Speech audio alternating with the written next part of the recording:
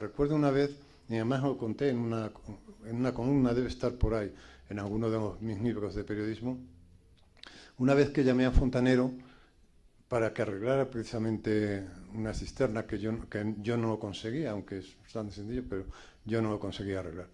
Y entonces yo estaba solo en casa, y yo estaba trabajando, estaba escribiendo, y él venía cada poco a pedirme algo. Dice, oiga, por no bajar al coche, ¿no tendrá usted un destornillador de estrella? Pues no sé, voy a mirar.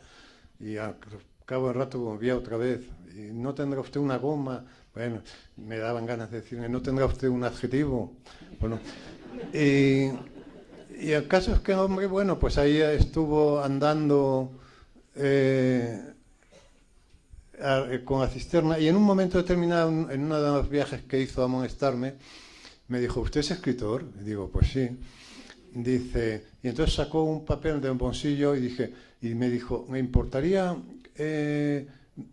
echarme un ojo a este currículum? Porque había escrito un currículum para entrar a trabajar en la Renault. Y digo, bueno, ahora han hecho un ojo, siga usted con la cisterna. Y el currículum era un desastre, ¿no? Que había que levantarlo entero y hacerlo de nuevo. Bueno, casos que se lo dice, y el hombre ya acaba, viene, y dice, lo de la cisterna un desastre, porque no he tenido que poner todo nuevo. Digo, pues igual que yo. Y digo, ¿y cuánto es? Y entonces eran pesetas todavía, y dice, 700 pesetas. Digo, pues el currículum son 1000, o sea que me debe 300. Y el hombre se quedó muy, muy asombrado. Naturalmente era una broma, no se lo cobré, pero intenté explicarme que lo mío era un oficio también, ¿no? Y entonces siempre pienso que, por ejemplo, los relojes, cuya maquinaria es tan hermosa, y es tan hermosa que en los relojes caros la carcasa es de cristal para que se aprecie todo ese juego, ¿no? Claro, el relojero no intenta que la maquinaria sea bella, intenta que sea eficaz y económica, que ocupe muy poco espacio. Y como resultado de esas dos tensiones surge esto que es, ya digo, una de las cosas más hermosas que ha inventado el ser humano junto a la cisterna del retrete, ¿no? Que es la maquinaria de un reloj. Sería absurdo si llevamos el coche al taller y abren el capó que le preguntáramos al mecánico, oiga, ¿para qué sirve ese tubo? Un tubo cualquiera. Que el mecánico nos dijera, no, eso está de adorno. Porque en ningún coche, ningún motor de un coche se ponen cosas de adorno. Un motor de un coche también es una cosa muy hermosa, ¿no? Pues todo tiene una función, todo está al servicio de algo. Y si son bellos esos artefactos, todos estos artefactos que hemos citado, es porque son funcionales, porque funcionan, porque cuando le das a un interruptor se enciende una luz, ¿no? Pues yo concibo la escritura de este modo. Yo creo que todo lo que pones debe estar al servicio de algo, todo debe formar parte de un circuito y debe estar dirigido a un fin. Y esto tiene que ver con tu pregunta, ¿por qué esos? Bueno, pues porque yo como escritor me identifico más, pienso que mi trabajo tiene más que ver con un oficio manual que con un arte. Hablemos un poco de arquitectura, si te parece, Juan José. Cuando vas a escribir un texto literario, bien sea una novela o un cuento, me gustaría quizá que hiciéramos referencia sobre todo a las novelas. ¿Cuál es el grado de planificación que haces de la novela? O sea, tú tienes un esquema, tienes una idea muy precisa, sabes para dónde vas con claridad, o cómo sucede lo inesperado, cómo aparece lo inesperado dentro de esa planificación que por supuesto se puede subvertir o no dependiendo de la fidelidad al proyecto que tú tengas. Sí. Bueno, yo nunca trabajo con un plano previo, y las veces que lo he intentado solamente me ha servido para violar ese plano, porque luego en el transcurso de la escritura aparecen cosas que no habías imaginado que aparecieran, ¿no? De manera que yo lo único que tengo es un punto de partida de una situación, una conversación, una atmósfera, algo que me obsesiona. Pienso que si me obsesiona es porque ahí hay algún significado que me concierne. Y entonces empiezo a escribir. Y escribo a ciegas. Yo nunca sé qué va a pasar en la página siguiente, ni qué va a pasar en el capítulo siguiente, ni por supuesto cómo va a acabar aquello. Escribo precisamente para saberlo, ¿no? Y este es este es un modo muy errático de trabajar.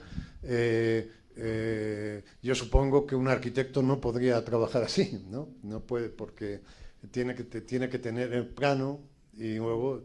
Pero el escritor puede permitirse el lujo de avanzar, de retroceder, de equivocarse, de ver cómo aquello se desmorona y no sirve, de quedarse atascado, porque es verdad que también hay veces en las que te quedas atascado durante meses porque no ves la salida, ¿no? No ves...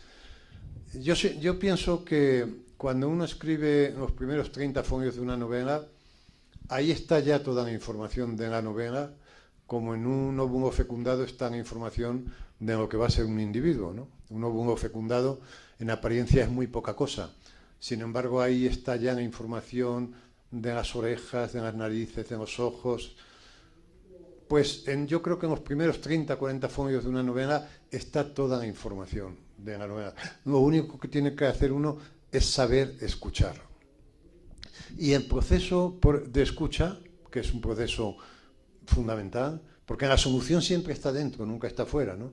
Hay veces que nos dicen a los escritores, alguien que está comenzando nos dice, estoy atascado en una novela o en un relato porque no sé cómo seguir. Y da la impresión de que lo que dicen es que tienen que añadir algo que venga de fuera, ¿no? Yo siempre digo, si hay solución, está dentro. Tienes que escuchar lo que has escrito porque está dentro, igual que en un óvulo está toda la información de un individuo, ¿no? Lo que pasa es que a veces ese trabajo de escucha es complicado y las soluciones llegan en los momentos más inesperados. Llegan cuando uno está paseando, cuando uno está en el metro, cuando uno está cenando con un amigo, de repente es que está manteniendo una atención latente a la novela, de repente llega la solución y después se nos olvida en qué momento llegó la solución.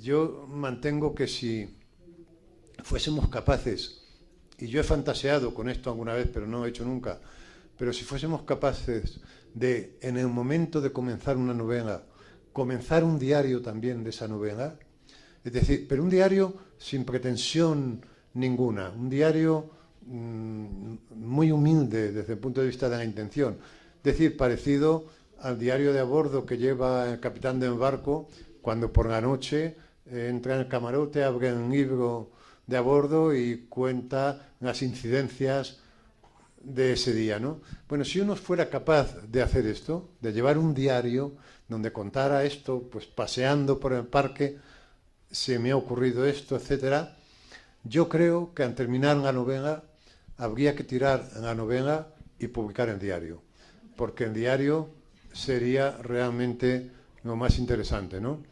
Y por eso son tan interesantes los libros sobre el oficio de escritor, que hay muy pocos.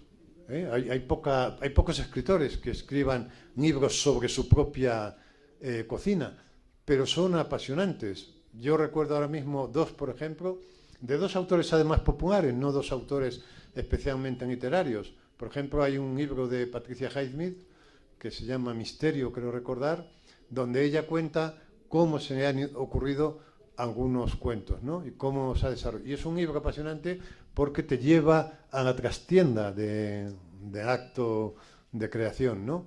Y hay otro libro muy interesante de un autor muy popular, que es Stephen King, ¿no?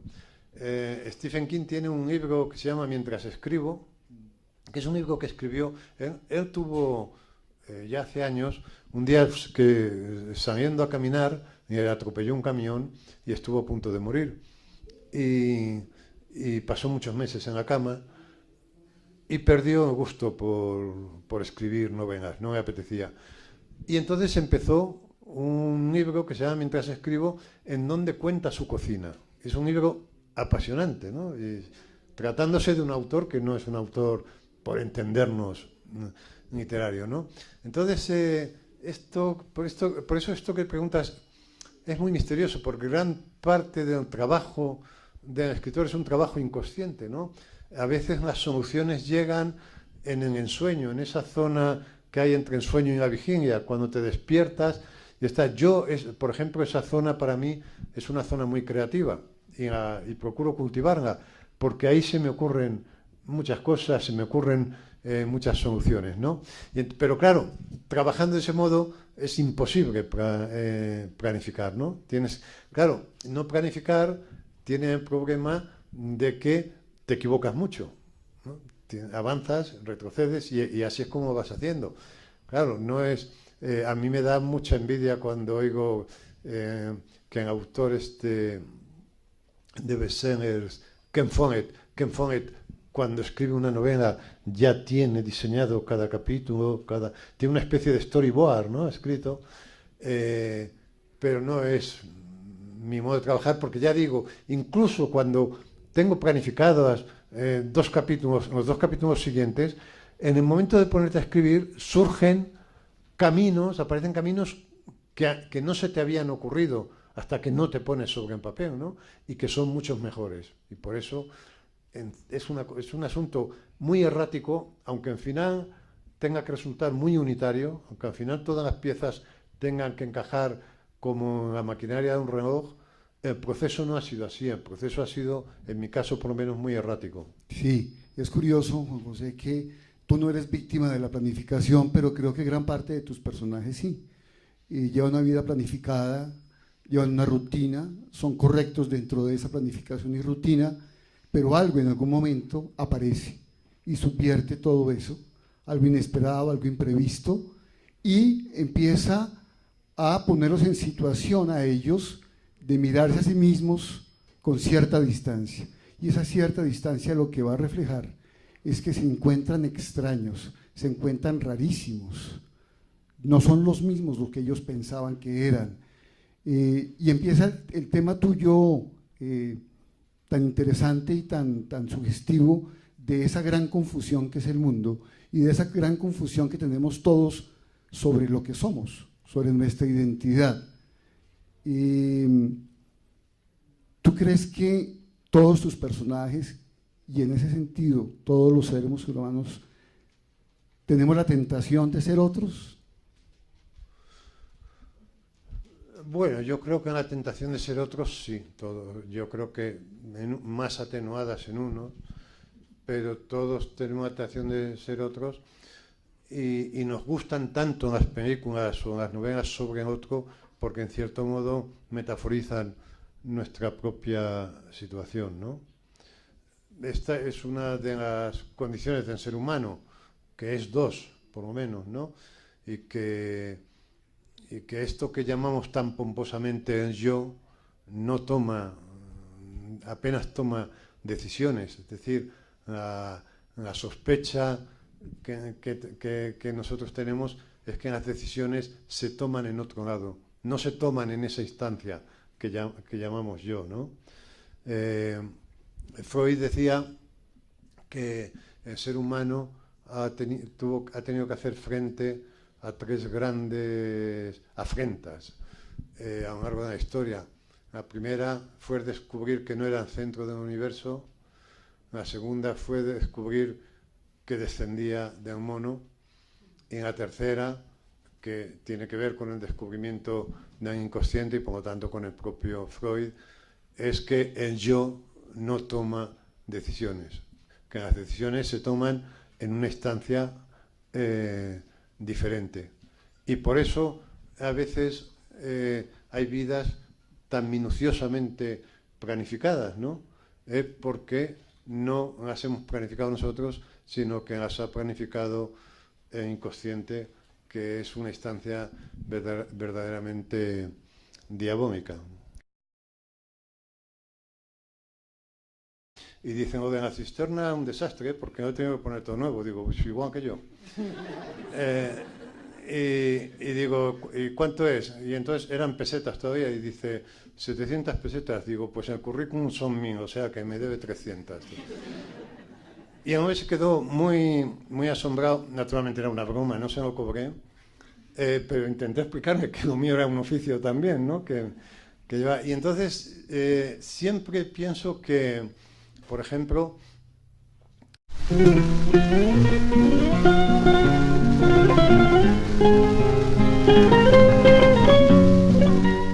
recuerdo una vez, y además lo conté en una columna, debe estar por ahí, en alguno de mis libros de periodismo, una vez que llamé a Fontanero para que arreglara precisamente una cisterna que yo no lo conseguía, aunque es bastante sencillo, pero yo no lo conseguía arreglar.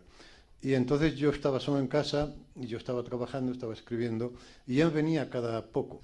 Los relojes, cuya maquinaria es tan hermosa, y es tan hermosa que en los relojes caros la carcasa es de cristal para que se aprecie todo ese juego, ¿no?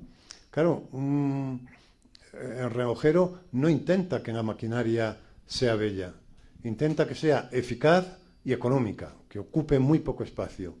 Y como resultado de esas dos tensiones surge esto que es, ya digo, una de las cosas. Y digo, pues sí. Dice, y entonces sacó un papel de un bolsillo y me dijo, ¿me importaría echarme un ojo a este currículum? Porque había escrito un currículum para entrar a trabajar en la Renault. Y digo, bueno, ahora han hecho un ojo, siga usted con la cisterna. Y el currículum era un desastre, ¿no? Que había que levantarlo entero y hacerlo de nuevo.